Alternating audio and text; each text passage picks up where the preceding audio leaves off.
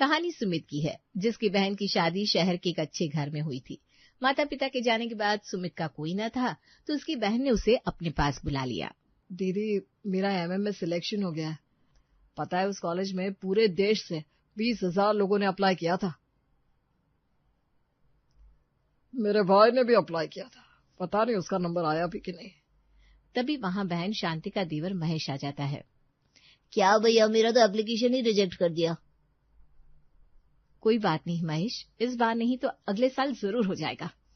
शांति का देवर उसके भाई के आगे पढ़ाई में बिल्कुल अच्छा नहीं था, जिसके कारण उसके जीजाजी सुमित को मन ही मन पसंद नहीं करते थे। लेकिन क्या बात है, तुम सुमित की सक्सेस से खुश नहीं होते?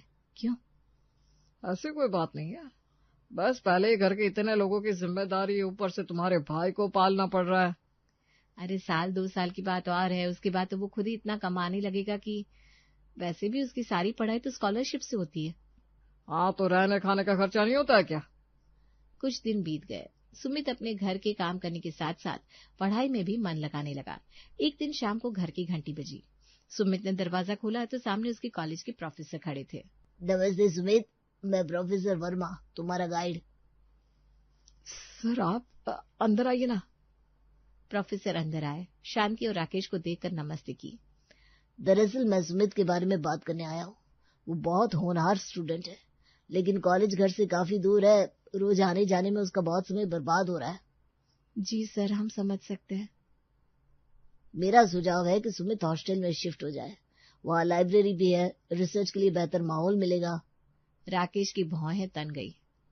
सर, हॉस्टल का खर्चा? आप चिंता न करें, सुमित को रिसर्च असिस्टेंटशिप मिल सकती है। इससे हॉस्टल का पूरा खर्चा निकल जाएगा। मैं खुद उसके लिए अप्लाई कर दूंगा। शांति की आंखों में खुशी झलक उठी। सर, ये तो बहुत अच्छी बात है। राकेश अभी भी सोच में थे। प्रोफेसर ने उनकी हिचकिचाहट भांप ली।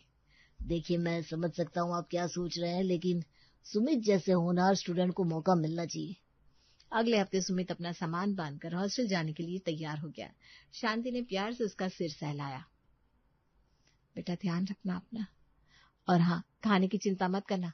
हॉस्टल में तो खाना नहीं मिलता ना, तो रोज घर आ जाना खाने के लिए। हाँ दीदी, मैं मोटरसाइकिल से आ जाऊंगा। तभी राकेश ने बीच में कहा। अरे हाँ, वो मोटरसाइकिल। दरअसल सुमित, मुझे ना इन दिनों बहुत जरूरत पड़ रही है, तो तुम्हारी बाइक मुझे दे दो। मैं रोज तुम्हारे लिए खाना हॉस्टल भिजवा दूंगा, ठीक है? सुमित का चेहरा उतर गया, लेकिन वो कुछ नहीं बोल सका। उसने चुपचाप बाइक की चाबी राकेश को थमा दी और बस से हॉस्टल चला गया। पहले दिन सुमित इंतजार करता रहा, कोई नहीं आया। उसने सोचा शायद पहले दिन की भागदौड़ में भूल गए होंगे। दूसरे दिन भी कोई नहीं आया, तीसरे दिन भी नहीं। 5वें दिन तक सुमित की हालत खराब हो गई थी। उसने बस कुछ बिस्किट और पानी से काम चलाया था। भूख से उसका पेट दर्द कर रहा था। रात को वो अपने कमरे में बैठा रो रहा था। ये क्या हो गया? मैंने क्या गलत किया? दीदी ने कहा था खाना भेजेंगे, लेकिन नहीं, शायद जीजाजी को फुर्सत नहीं मिली होगी। उसने हिम्मत करके शांति को फोन लगाया। दीदी, वो? हाँ भैया, कैसे चल रहा है? खाना ठीक से मिल रहा है ना रोज? राकेश कहते हैं कि रोज भेज रहे हैं। सुमित का दिल बैठ गया। दीदी, वो हाँ, मिल रहा है। मैं बस ऐसे ही पूछ रहा था। उसने फोन काट दिया और सिर पकड़कर बैठ गया। उसकी समझ में नहीं आ रहा था कि अब क्या करे। अगले दिन कॉलेज में सुमित की हालत देखकर उसकी क्लासमेट राधिका ने नोटिस किया। वो एक समझदार और इमोशनल लड़की थी। सुमित, तुम ठीक तो हो? बहुत कमजोर लग रहे हो। हाँ, नहीं, मैं ठीक हूँ। झूठ मत बोलो, तुमने कब से खाना नहीं खाया? चलो कैंटीन चलते हैं।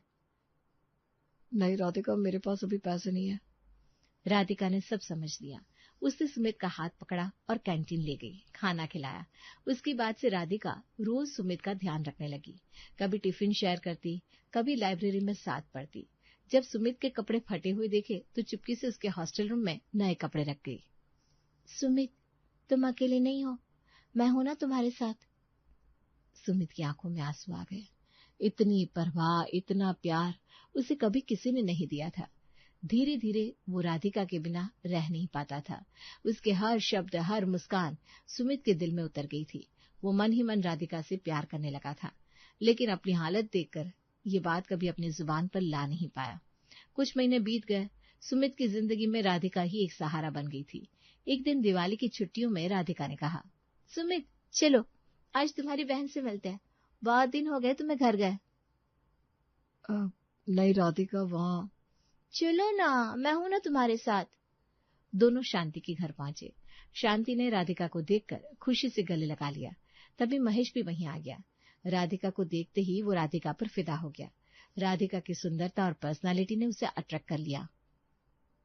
वाह क्या लड़की है, काश ये मेरी हो जाए। शाम को जब सुमित और राधिका चले गए तो महेश ने राकेश को एक तरफ बुलाया। भैया, वो लड़की राधिका मुझे बहुत पसंद आई है, आप उसके घर बात करने चलिए ना। क्या? लेकिन महेश, वो सुमित की दोस्त है। अरे तो क्या हुआ, दोस्ती तो है ना, कोई रिश्ता थोड़ी ना है। प्लीज भैया आप चलिए ना। राकेश ने सोचा कि अगर महेश की शादी राधिका से हो गई तो घर में उसकी इज्जत और बढ़ जाएगी। उसने हाँ कर दी। अगले हफ्ते राकेश और महेश राधिका के घर पहुंचे। राधिका के पिता ने उनका स्वागत किया। देखिए, हम महेश के लिए राधिका का रिश्ता लेकर आए हैं। महेश अच्छे घर का लड़का है। राधिका के पिता ने राधिका को बुलाया। बेटा, ये लोग तुम्हारे लिए रिश्ता लेकर आए हैं। राधिका ने महेश को देखा, फिर राकेश को पहचान लिया। पापा, ये सुमित के जीजाजी हैं और ये इनके देवर। राधिका ने साफ शब्दों में कहा, मुझे ये रिश्ता मंजूर नहीं है, मैं माफी चाहती हूँ। महेश का चेहरा उतर गया। राकेश को भी झटका लगा। दोनों बिना कुछ बोले वहां से चले गए। घर लौटकर महेश गुस्से में फट पड़ा। ये सब उस सुमित की वजह से हुआ है, जरूर उसने राधिका को मेरे खिलाफ भड़काया होगा। मुझे भी यही लग रहा है, वरना इतनी अच्छी लड़की एकदम से मना क्यों करती। भैया आप समझ नहीं रहे, वो राधिका उसी सुमित के लिए बची हुई है, इसीलिए मना किया। राकेश को भी अब शक होने लगा। उसे लगा कि सुमित ने उसके भाई की जिंदगी बर्बाद कर दी। अरे हाँ, दोनों साथ साथ कॉलेज जाते हैं, पता नहीं क्या चल रहा है दोनों के बीच। भैया मैं तो कहता हूँ सुमित को घर से निकाल दो। अरे क्यों हम उसे पाल रहे हैं। तुम ठीक कह रहे हो, लेकिन शांति को कैसे समझाऊं, वो अपने भाई के लिए अंधी हो जाती है। दोनों ने मिलकर सुमित के खिलाफ साजिश करना शुरू कर दिया। अब घर में सुमित का नाम आते ही दोनों की नफरत चेहरे पर साफ दिखने लगी थी। राकेश तो सुमित को देखते ही मुंह फेर लेता।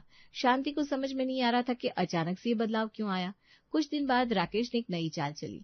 उसने सोचा कि अगर सुमित को बेटे का दर्जा दे दिया जाए तो घर की सारी जिम्मेदारियां उसी पर डाल सकते हैं और महेश को कुछ नहीं करना पड़ेगा। एक शाम राकेश ने शांति से बात की। शांति, मैं एक बात सोच रहा था, हमारी तो 2 बेटियां हैं, बेटा कोई है नहीं। हाँ तो क्यों ना हम सुमित को ही अपना बेटा मान ले। वैसे भी वो तुम्हारा भाई है, हमारे लिए बेटे जैसा ही तो है। शांति की आंखें खुशी से चमक उठी। सच? तुम ये कह रहे हो? मुझे तो विश्वास नहीं हो रहा। तुम तो पहले। अरे मैं गलत था। अब मुझे एहसास हुआ कि सुमित कितना होनहार और समझदार है। वो हमारा बेटा है। शांति ने खुशी से राकेश को गले लगा लिया। अगले दिन से शांति का व्यवहार सुमित के साथ बदल गया। अब वो उससे बेटे जैसी अपेक्षाएं रखने लगी। सुमित, अब तो इस घर का बेटा है। बेटियों की शादी तुझे ही संभालनी है। घर का खर्चा भी अब तुझे ही देखना होगा। दीदी लेकिन अभी तो मैं पढ़ रहा हूँ, मेरे पास तो। अरे तो क्या हुआ, बेटे की ये जिम्मेदारी होती है। तू तो समझदार है ना। देख तेरी भांजियां बड़ी हो रही हैं, उनकी पढ़ाई शादी सब तुझे ही देखना होगा। राकेश मन ही मन मुस्कुराया। उसकी चाल काम कर गई थी। अब सुमित पर जिम्मेदारियों का बोझ लाद दिया गया था। महेश भी खुश था कि अब सारा दबाव सुमित पर आ गया। सुमित समझ नहीं पा रहा था कि खुश हो या परेशान। एक तरफ दीदी का प्यार मिला, लेकिन दूसरी तरफ जिम्मेदारियों का पहाड़ टूट पड़ा। अगले दिन सुमित राधिका से मिला। कैंटीन में बैठकर उसने सारी बात बताई। राधिका, तुम्हें पता है, जीजा जी ने मुझे अपना बेटा मान लिया है। दीदी कितनी खुश है। उन्होंने कहा कि अब मैं इस घर का बेटा हूँ। राधिका ने गंभीरता से सुना, फिर कहा, और तुम खुश हो इस बात से? हाँ, मेरा मतलब है, दीदी तो बहुत खुश है और मुझे भी लग रहा है कि अब मेरा भी कोई घर है, कोई अपना है। सुमित, तुम इतने भोले कैसे हो सकते हो? ये तुम्हारे जीजा जी की चाल है, समझ नहीं रहे हो? चाल? क्या मतलब? मतलब ये कि उन्होंने तुम्हें बेटा इसलिए नहीं माना कि वो तुमसे प्यार करते हैं, बल्कि इसलिए ताकि घर की सारी जिम्मेदारियां तुम्हारे सिर पर डाल सके और अपने भाई महेश को बचा सके। सुमित चुप हो गया। राधिका की बात उसके दिमाग में घूमने लगी। वो सोचने लगा, शायद तुम सही कह रही हो, पहले तो वो मुझसे ठीक से बात भी नहीं करते थे, अचानक ये बदलाव। देखो सुमित, मैं तुम्हें डराना नहीं चाहती, लेकिन सावधान रहना। अपने पैरों पर खड़े होने तक अपना ध्यान रखो। किसी पर आंख बंद करके भरोसा मत करो। सुमित ने राधिका की बात गांठ बांध ली। कुछ हफ्ते बाद शांति ने सुमित को फोन किया। सुमित बेटा, तुझे इस महीने स्कॉलरशिप के पैसे मिले ना? हाँ दीदी, मिल गए। तो बेटा, घर में बिजली का बिल आया है और छोटी बिटिया की ट्यूशन फीस भी भरनी है। तो थोड़े पैसे भेज दे, बस 5,000 भेज दे। लेकिन दीदी, वो पैसे तो मेरी किताबों और रिसर्च के लिए। अरे तो क्या हुआ, घर की जरूरत है। तू तो अपने आप को इस घर का बेटा कहता है ना। बेटे की जिम्मेदारी होती है घर की मदद करना। सुमित कुछ नहीं बोल पाया। उसने पैसे भेज दिए। जब राधिका को पता चला तो वो गुस्से में आ गई। सुमित, तुमने पैसे भेज दिए? क्यों? तुम्हें अपनी पढ़ाई के लिए चाहिए ना वो पैसे। राधिका, वो दीदी ने कहा तो मैं मना कैसे करता। तुम्हें मना करना सीखना होगा। ये शुरुआत है। अब हर महीने तुमसे पैसे मांगे जाएंगे और तुम्हारी पढ़ाई बर्बाद हो जाएगी। लेकिन राधिका। लेकिन कुछ नहीं। अगली बार से साफ मना कर देना। तुम्हें अपना भविष्य देखना है, समझे? सुमित को राधिका की बात अच्छी नहीं लगी। वो सोचने लगा कि राधिका उसके परिवार के बारे में बुरा क्यों बोल रही है, लेकिन मन में कहीं ये भी था कि शायद राधिका सही कह रही है। कुछ महीने और बीत गए। सुमित अपनी पढ़ाई में व्यस्त था। एक दिन गांव के सरपंच का फोन आया। सुमित बेटा, सरपंच बोल रहा हूँ। तुम्हारे गांव की वो जमीन जो तुम्हारे माता पिता की थी, मैं उसे खरीदना चाहता हूँ। अच्छी कीमत दूंगा। नहीं सरपंच जी, वो जमीन मैं नहीं बेचूंगा। वो मेरे माता पिता की आखिरी निशानी है। अरे लेकिन बेटा सोच लो, 5 लाख रुपए दे रहा हूँ, तुम्हारी पढ़ाई के लिए काम आएंगे। नहीं सरपंच जी, मुझे माफ कीजिए, मैं वो जमीन किसी भी कीमत पर नहीं बेचूंगा। सुमित ने फोन काट दिया। उसकी आंखों में आंसू आ गए। वो जमीन उसके लिए सिर्फ जमीन नहीं थी, वो उसके माता पिता की यादें थी। लेकिन सरपंच ने हार नहीं मानी। उसने राकेश को फोन किया। राकेश जी, मैंने सुमित की उस जमीन के बारे में बात करने के लिए फोन किया है। मैंने उससे बात की, लेकिन वो मना कर रहा है। पर आप तो समझदार है, आप उसे समझाइए। 5 लाख रुपए अच्छी रकम है। राकेश के दिमाग में एक बात चली। 5 लाख रुपए? अगर ये पैसे उसके हाथ में आ जाए तो? तब सरपंच जी, आप चिंता मत कीजिए, मैं देखता हूँ। राकेश ने महेश को बुलाया। सुन महेश, सुमित की वो जमीन हमें बेचनी होगी। लेकिन भैया, वो तो मना कर रहा है। अरे उसकी मर्जी पूछ कौन रहा है, हम उसके दस्तखत ले लेंगे। वो भोला है, कुछ समझेगा भी नहीं। लेकिन कैसे भैया? राकेश ने एक कागज निकाला। ये देख, मैंने एक पावर ऑफ अटॉर्नी बनवाई है। बस इस पर सुमित के दस्तखत चाहिए, बाकी सब काम मैं देख लूंगा। अगले हफ्ते जब सुमित घर आया तो राकेश ने बहुत प्यार से उसे बुलाया। सुमित बेटा, यहाँ कुछ कागज है तुम्हारी स्कॉलरशिप के, बस यहाँ साइन कर दो। जीजा जी, ये क्या है? अरे बस कुछ फॉर्मेलिटी है, स्कॉलरशिप जारी रखने के लिए। चलो जल्दी साइन करो, मुझे ऑफिस भी जाना है। सुमित ने बिना पढ़े कागजों पर दस्तखत कर दिए। राकेश मन ही मन मुस्कुराया। अगले ही दिन राकेश ने सरपंच से बात की और जमीन की रजिस्ट्री करवा दी। 5 लाख रुपए सीधे राकेश के खाते में आ गए। राकेश ने महेश से कहा, देख महेश, ये पैसे सुमित को कभी पता नहीं चलना चाहिए, समझा? हम बोलेंगे कि जमीन अभी भी सुमित के नाम पर ही है। ठीक है भैया। दोनों ने मिलकर शांति से भी झूठ बोला कि सुमित ने खुद ही जमीन बेचने की बात की थी और पैसे उन्होंने सुमित को दे दिए। शांति को कुछ शक हुआ, लेकिन उसने राकेश पर विश्वास कर लिया। सुमित को इस सब की भनक तक नहीं लगी। वो अपनी पढ़ाई में लगा रहा। उसे क्या पता था कि उसके माता पिता की आखिरी निशानी उससे छीन ली गई है। 2 महीने बाद सुमित को गांव से एक फोन आया। गांव के एक बुजुर्ग काका ने बताया कि जमीन पर अब सरपंच का कब्जा हो गया है और वो वहां कंस्ट्रक्शन शुरू करवा रहे हैं। सरपंच जी, ये क्या हो रहा है? ये मेरी जमीन है।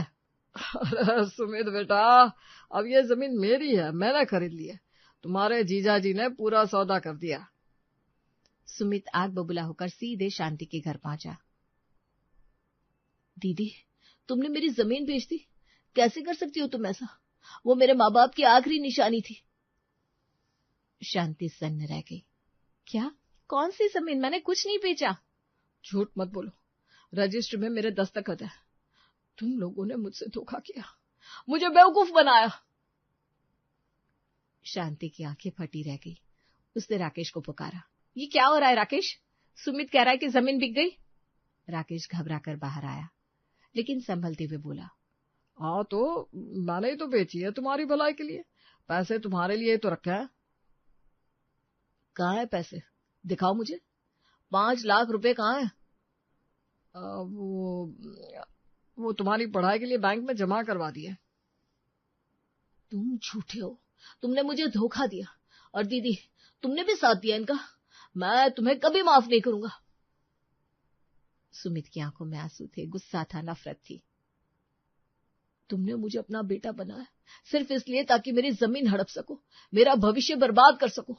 तुम लोग इंसान नहीं हो। शांति रोने लगी। नहीं सुमित, मुझे कुछ नहीं पता था, मुझे माफ कर दे। माफी? किस बात की माफी? तुमने मेरे माँ बाप की आखिरी निशानी छीन ली। मैं तुम लोगों से कोई रिश्ता नहीं रखना चाहता। सुमित घर से निकल गया। शांति वहीं बैठकर रो रही थी। राकेश चुपचाप खड़ा था। शाम को जब शांति का रोना बंद हुआ तो राकेश ने अपनी चाल चली। देखो शांति, सुमित कितना बदल गया है। उसने तुम्हें अपनी बहन को कैसा बोला, कोई इज्जत नहीं, कोई तमीज नहीं। लेकिन राकेश, तुमने उसकी जमीन। अरे मैंने उसकी भलाई के लिए जमीन बेची थी। वो जमीन पड़ी पड़ी बेकार हो रही थी। पैसे से कुछ अच्छा काम हो सकता था, लेकिन उसे क्या है, उसे तो बस आरोप लगाना है, तुम पर चिल्लाना है। शांति का दिल डूलने लगा। और फिर वो राधिका, पता नहीं क्या भर रही है उसके कानों में, तभी तो वो इतना बदल गया है। अपनी बहन को भी नहीं पहचानता अब। शांति के मन में अब गुस्सा उबलने लगा। उसे लगने लगा कि सुमित ने उसका अपमान किया है। राकेश की बातें उसके दिमाग में घर करने लगी। तुम सही कह रहे हो, मैंने उसके लिए इतना किया और उसने मुझे ही बुरा भला कहा। राकेश मन ही मन मुस्कुराया। उसकी चाल काम कर गई थी। लेकिन आगे क्या, देखते हैं अगले एपिसोड में।